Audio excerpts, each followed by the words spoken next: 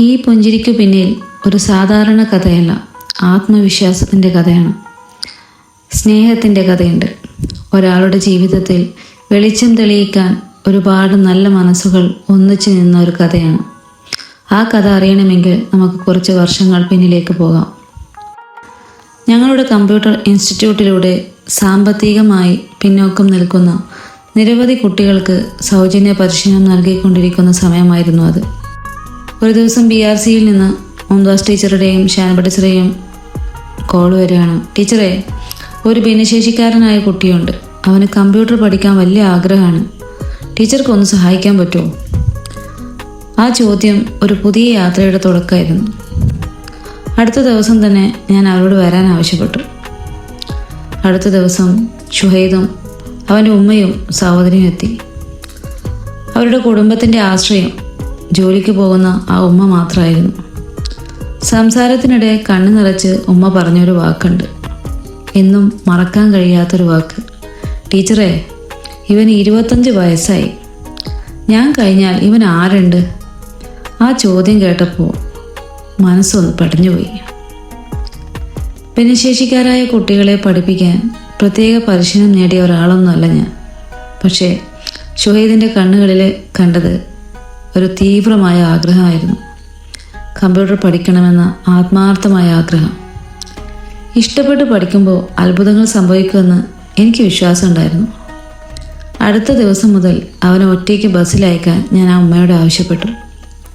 ഉമ്മയ്ക്ക് ചെറിയൊരു ഭയം ഉണ്ടായിരുന്നു. എങ്കിലും ഉമ്മ എന്നെ വിശ്വസിച്ചു, അങ്ങനെ വേണം പറയാൻ.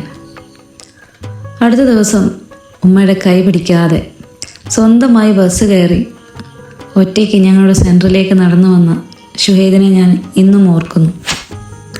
ആ മുഖത്ത് ആത്മവിശ്വാസം, ആ സന്തോഷം, ആ ആത്മാഭിമാനം വാക്കുകൾ കൊണ്ട് വിവരിക്കാൻ കഴിയാത്തതായിരുന്നു.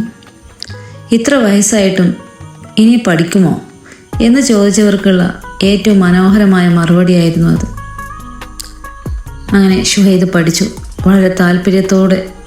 സഹതാപമല്ല അവന് വേണ്ടിയിരുന്നത്, ഒരവസരമായിരുന്നു. മറ്റു വിദ്യാർത്ഥികളെ പോലെ തന്നെയായിരുന്നു അവനും. 6 മാസത്തിനുള്ളിൽ MS ഓഫീസ് കോഴ്സ് പൂർത്തിയാക്കി.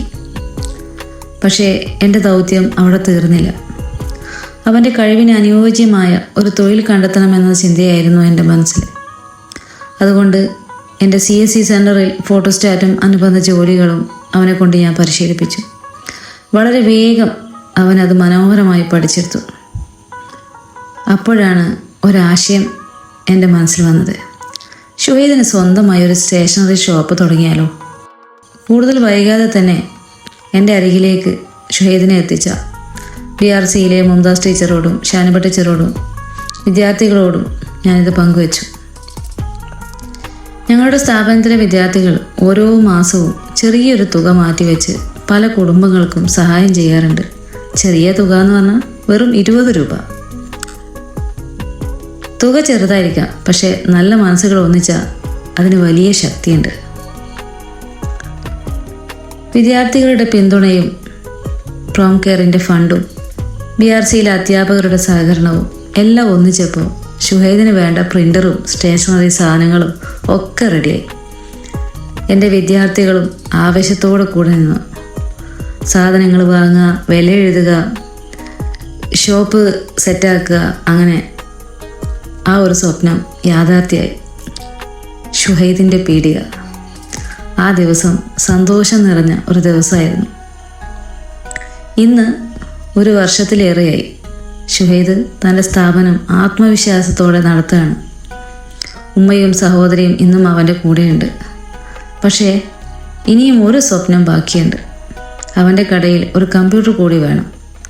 അതുണ്ടെങ്കിൽ കൂടുതൽ സേവനങ്ങൾ നൽകാനും കൂടുതൽ വരുമാനം കണ്ടെത്താനും ഇനിയും ഒരുപാട് മുന്നോട്ട് പോകാനും അവന് സാധിക്കും. ചില സഹായങ്ങൾ പണം മാത്രമല്ല, അതൊരു ജീവിതത്തിൻ്റെ വെളിച്ചമാണ്, ഒരു കുടുംബത്തിൻ്റെ പ്രതീക്ഷയാണ്, ഒരു ഭാവിയുടെ തുടക്കമാണ്. ഷുഹൈദിനെ പോലെ ഇനിയും പല കുട്ടികളും നമുക്ക് ചുറ്റുമുണ്ട്. അവരുടെ കഴിവുകൾ തിരിച്ചറിയാൻ നമുക്ക് കഴിഞ്ഞാൽ അതാണ് ഏറ്റവും വലിയ സഹായം. കാരണം ചാരിറ്റി എന്നത് പണം നൽകൽ മാത്രമല്ല, നമ്മുടെ അറിവും സമയവും അവസരങ്ങളും അർഹരായവരിലേക്ക് എത്തിക്കുന്നതാണ് യഥാർത്ഥ ചാരിറ്റി. ഷുഹൈദിൻ്റെ ഈ സന്തോഷം നിലനിർത്താൻ നമ്മുടെ പ്രാർത്ഥനയിൽ എന്നും ഷുഹൈദും കൂടി ഉണ്ടാവട്ടെ. ഇന്ന് നിങ്ങൾ കണ്ടത് ഷുഹൈദിൻ്റെ കഥയാണ്.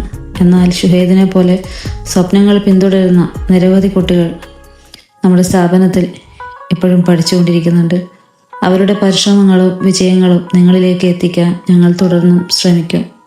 അടുത്തൊരു മനോഹരമായ കഥയുമായി വീണ്ടും കാണാം. നന്ദി.